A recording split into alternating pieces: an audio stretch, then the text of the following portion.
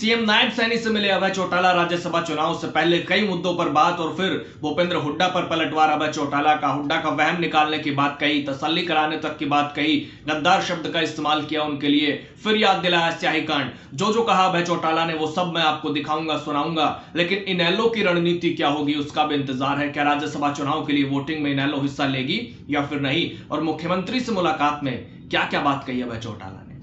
दोस्तों नमस्कार, मैं आपका यार जतिन पत्रकार।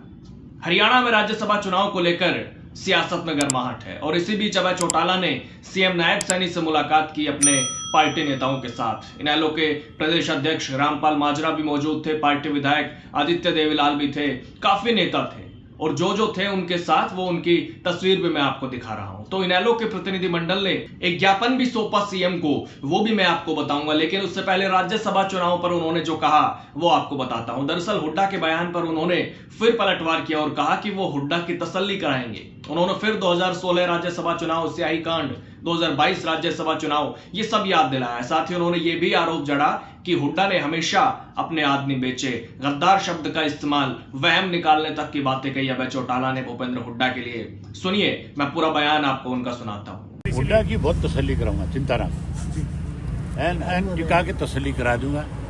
हुड्डा अपने लोगों को संभाले, बस। हुड्डा ने हमेशा अपने लोग बेचे, जुम्मे मेरे लगाए।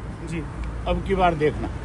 आपकी लग रहा है सर, आपको इस बार कोई भीतरघात कांग्रेस में हो सकता है? ये हुड्डा ही कराएगा, कोई और थोड़ा खुद करते थे, खुद करता है। आलू की भीतरघात थोड़ा ही। ये बताओ, कुलदीप को और किरण को पार्टी किसने निकाले? हुड्डा ने निकाला कि नहीं निकाला? वो जब निकल के गए किसके जुम्मे पड़ के गए? हुड्डा का काग नहीं कहा।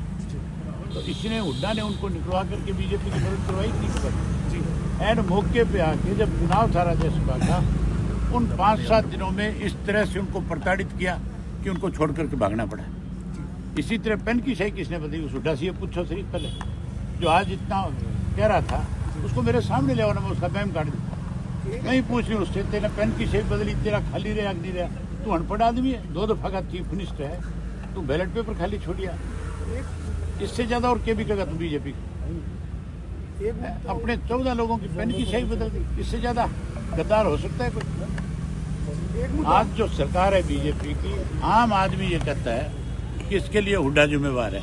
हुड्डा ने बीजेपी की सरकार बनाई है, कहता है कि नहीं कहता? आम लोगों की भावना कुछ यूं थोड़ी होती है।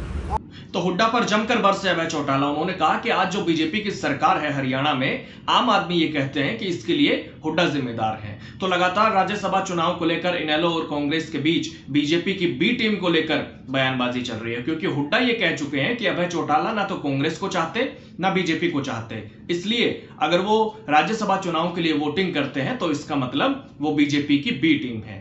इसके बाद से अभय चौटाला उन पर हमलावर है और जल्द ही राज्यसभा चुनाव में वो अपनी पार्टी का स्टैंड क्लियर करने की बात भी कह रहे हैं। लेकिन अभी उनकी पार्टी के फैसले का इंतजार है कि राज्यसभा चुनाव में उनकी पार्टी की क्या रणनीति रहने वाली है। तो सीएम से मुलाकात की इनेलो के प्रतिनिधिमंडल ने पार्टी सुप्रीमो अभय चौटाला की अगुवाई में हरियाणा की मंडियों के खरीद केंद्रों में मार्केट कमेटियों द्वारा लाइसेंस न देने के कारण किसानों को उनकी फसल बेचने में जो मुश्किलें आ रही है, उनके मुद्दे को लेकर सीएम से मुलाकात की गई है। साथ ही खरीद केंद्रों को तुरंत शुरू करने के लिए ज्ञापन भी सौंपा गया है। उन्होंने कहा कि जैसे बुढ़ापा पेंशन वाला मुद्दा था, वैसा ही किसानों की गेहूं की फसल बेचने के लिए खरीद केंद्रों का ये बड़ा मुद्दा है। सरकार ने एक आदेश जारी कर दूर दराज के इलाकों में बने खरीफ के गेहूं खरीद केंद्रों को बंद करने और पुराने लाइसेंस के नवीनीकरण पर रोक लगा दी है। उन्होंने कहा कि चौधरी देवीलाल ने इन खरीद केंद्रों की शुरुआत की थी और पूर्व सीएम ओम प्रकाश चौटाला ने इनको बढ़ावा दिया था। तो उन्होंने ये समस्या रखी सीएम के सामने, जिस पर मुख्यमंत्री ने यह आश्वासन दिया कि खरीद केंद्रों को बंद नहीं किया जाएगा और इस पर अधिकारियों से बात करेंगे। ये एक गंभीर मामला है और हम 1 हफ्ते का इंतजार करेंगे, वरना इनेलो 1 हफ्ते बाद बड़ा फैसला लेगी और आंदोलन करेगी। ये बात अभय चौटाला ने कही। तो इसी दौरान उनसे राज्यसभा चुनाव को लेकर भी सवाल हुआ, जिस पर वो फिर से भूपेंद्र हुड्डा पर हमलावर दिखे। उन्होंने कहा कि भूपेंद्र हुड्डा ने कुलदीप बिश्नोई और किरण चौधरी को पार्टी छोड़ने के लिए मजबूर किया था। हुड्डा ने किरण चौधरी और कुलदीप बिश्नोई को राज्यसभा चुनाव से ठीक पहले प्रताड़ित किया था, जिसके चलते राज्यसभा चुनाव के नतीजे बदले थे।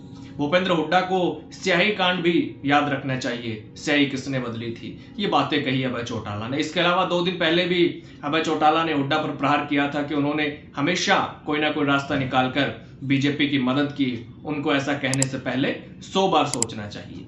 लेकिन सवाल यह भी है कि इनेलो अपनी रणनीति का खुलासा कब करेगी, क्योंकि 16 मार्च बेहद नजदीक है और इनेलो के 2 विधायकों के वोट का क्या फर्क पड़ सकता है वो भी मैं आपको बताता हूं। देखिए, बीजेपी के पास 48 विधायक है और उनको अपना उम्मीदवार जिताने के लिए चाहिए 31 वोट। तो 31 वोट के बाद बचते हैं 17 वोट। दूसरे प्रत्याशी है कांग्रेस के, उनके पास भी पर्याप्त वोट है, पूरे नंबर है। कांग्रेस के पास 37 विधायक है और जीत के लिए 31 चाहिए। लेकिन निर्दलीय तीसरा प्रत्याशी मैदान में आ जाने से क्रॉस वोटिंग की चर्चा होने लगी और सवाल भी कांग्रेस पर उठे, क्योंकि पिछले चुनाव में ऐसा होता हुआ देखा गया है जिससे कांग्रेस प्रत्याशी हारे और निर्दलीय जीते हैं।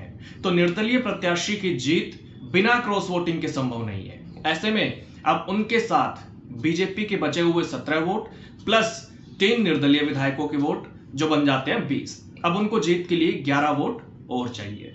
या तो कांग्रेस के 11 विधायक क्रॉस वोटिंग करें तब ये संभव है, या फिर इनेलो क्या फैसला करती है उस पर भी निर्भर रहेगा। अगर इनेलो निर्दलीय को वोट दे देती है तो 2 वोट और जुड़ जाएंगे, क्योंकि इनेलो के 2 विधायक हैं।